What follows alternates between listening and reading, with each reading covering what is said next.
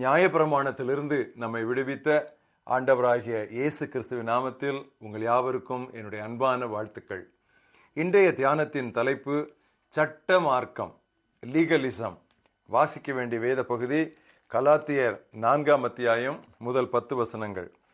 பின்னும் நான் சொல்லுகிறது என்னவெனில், சுதந்திரவாளியானவன் எல்லாவற்றுக்கும் எஜமானாயிருந்தும் அவன் சிறு பிள்ளையாயிருக்கும் காலமளவும் அவனுக்கும் அடிமையானவனுக்கும் வித்தியாசமில்லை. தகப்பன் குறித்த காலம் வரைக்கும் அவன் காரியக்காரருக்கும் வீட்டு விசாரணைக்காரருக்கும் கீழ்ப்பட்டிருக்கிறான். அப்படியே நாமும் சிறு பிள்ளைகளாயிருந்த காலத்தில் இவ்வுலகத்தின் வழிபாடுகளுக்கு அடிமைப்பட்டவர்களாயிருந்தோம். நாம் புத்திரசுவிகாரத்தை அடையும்படி நியாயப்பிரமாணத்துக்கு கீழ்ப்பட்டவர்களை மீட்டுக் கொள்ளத்தக்கதாக காலம் நிறைவேறின போது ஸ்திரீனிடத்தில் பிறந்தவரும் நியாயப்பிரமாணத்துக்கு கீழானவருமாகிய தம்முடைய குமாரனை தேவன் அனுப்பினார்.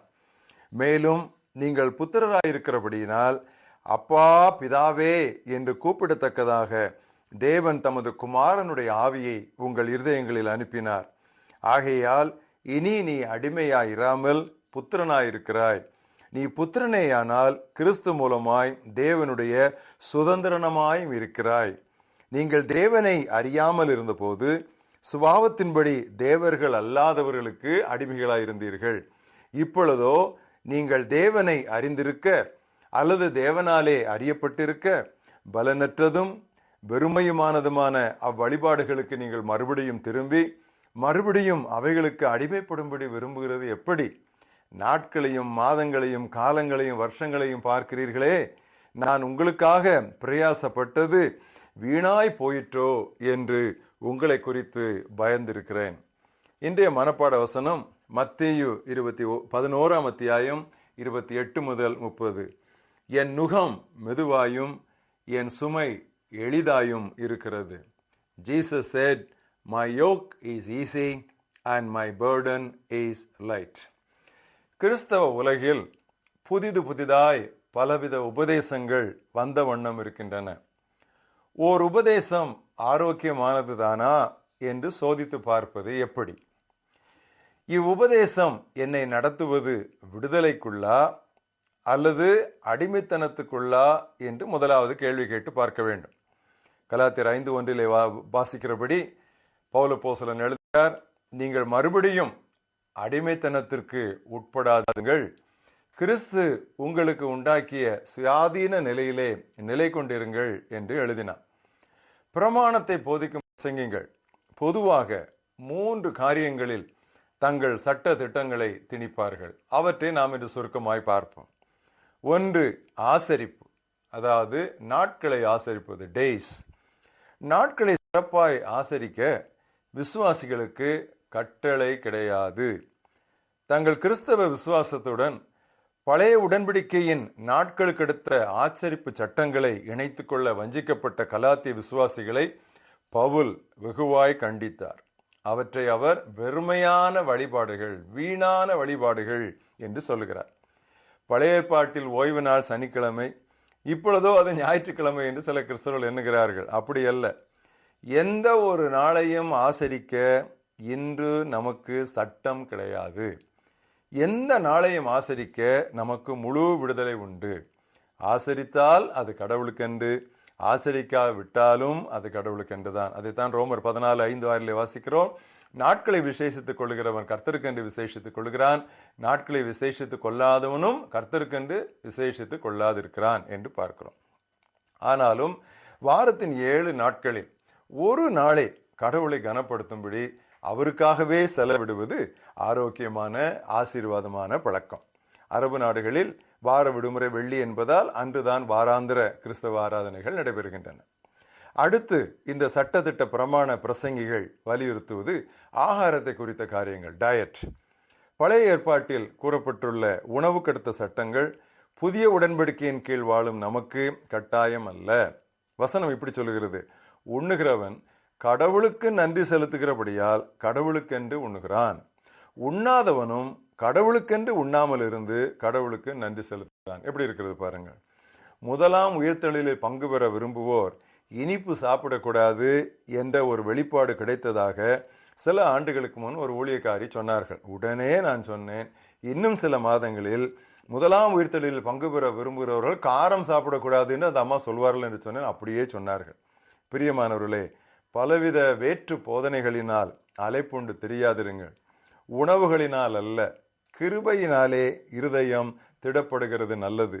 உணவுகளில் முயற்சி செய்கிறவர்கள் பயனடையவில்லையே என்கிறது எபிரேயர் 13:9 திருமறை. மூன்றாவது, இந்த பிரமாண பிரசங்கிகள் வலியுறுத்துவது ஆடையை பற்றி காரியங்கள், ட்ரெஸ். முதலாவது ஆசரிப்பு, டேய்ஸ். இரண்டாவது ஆகாரம், டயட். மூன்றாவது ஆடை, தட் இஸ் ட்ரெஸ். கண்ணியமாய் இருக்கும் எந்த நாகரீக ஆடையையும் தயங்காமல் அணியலாம். முகப்பவுடர் மட்டும் போடும் சிலருக்கு உதட்டு சாயம் பூசும் மங்கையர் பயங்கர பகைகளாய் தெரிவார்கள்.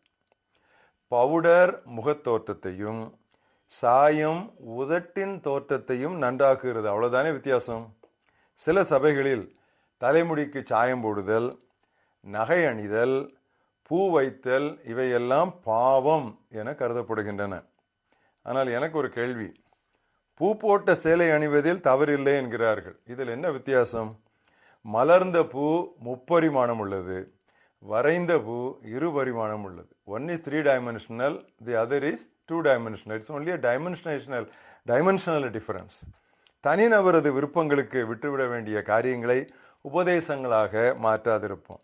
மண வீட்டிலும் மரண வீட்டிலும் பூ போடக்கூடாது என்று சொல்லுவார்கள். ஆனால் பூவிலிருந்து எடுத்து சென்ட் போடலாம்.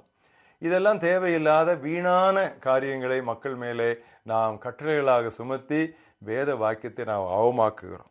சட்ட மார்க்கம் பெருமைக்குத்தான் வழி நடத்தும் என்று சொன்னார் 19ஆம் நூற்றாண்டு பரிசுத்தவான் வாட்ச்மன் நீ என்பவர். Legalism is bound to produce pride of heart. இயேசு சொன்னார், my yoke is easy and my burden is light. என் நுகம் மெதுவாயும் என் சுமை எளிதாயும் இருக்கிறது என்று இயேசு சொன்னார்.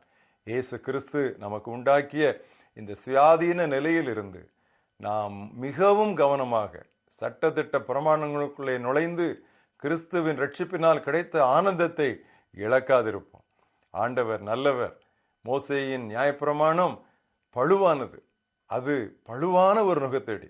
ஆனால் சத்தியமும் கிருபையுமோ இயேசு கிறிஸ்துவினால் நமக்கு கிடைத்திருக்கின்றன. அதற்காக நாம் கர்த்தரை துதிப்போம். நல்ல ஆண்டவரே, இந்த அருமையான நாளுக்காக நாங்கள் உம்மை துதிக்கிறோம். கர்த்தாவே, கலாத்திய விசுவாசிகள் நன்றாய் ஆரம்பம் பண்ணினார்கள். அவர்கள் ஆவியிலே ஆரம்பம் பண்ணி மாம்சத்திலே முடித்து விட்டார்கள். சட்டத்திட்ட பிரமாணங்களை கூட்டிக் கொண்டதால் கிறிஸ்துவின் கிருபையே விட்டு விழுந்தார்கள். திரும்ப அவர்களில் கிறிஸ்து உருவாகும் அளவும் அப்போஸ்தலர்கள் கற்பவேதனை பட வேண்டியதாயிற்றே. எங்கள் வாழ்க்கையிலே இவையெல்லாம் எச்சரிக்கைகளாக கொடுக்கப்பட்டிருக்கின்றன. கர்த்தாவே, உம்முடைய குமாரனா இயேசு கிறிஸ்துவின் மூலமாக எங்களுக்கு கிடைத்த விடுதலையான ஒரு வாழ்க்கை, கர்த்தாவே உமக்கு அடிபணிந்த ஆனால் வீணான சட்டதிட்டங்களுக்கு கர்த்தாவே பயப்படாத ஒரு வாழ்க்கையை நீர் எங்களுக்கு தந்ததற்காக நாங்கள் உம்மை ஸ்தோத்திரிக்கிறோம். அப்பா பிதாவே என்று கூப்பிடுகிற அந்த புத்திர சுவிகார கர்த்தாவே ஆவியை நீர் எங்களுக்கு தந்ததற்காக நாங்கள் உம்மை துதிக்கிறோம். பிள்ளைகளாக தேவனாகி உம்மிடம் அப்பா என்கிற உறவிலே இந்த அருமையான ரட்சிப்பை கர்த்தாவே நாங்கள் முழுக்க முழுக்க அனுபவிக்க எங்களுக்கு உதவி தாரோம். மறுபடியுமாக இயேசுவின் மூலம் எங்களுக்கு கிடைத்த அந்த விடுதலைக்காக நாங்கள் உமக்கு நன்றி சொல்லுகிறோம். உமக்கே எல்லா கனத்தையும் செலுத்துகிறோம். இயேசு கிறிஸ்துவின் நாமத்தில் ஜெபம் கேளும் எங்கள் ஜீவனுள்ள பிதாவே, ஆமென்.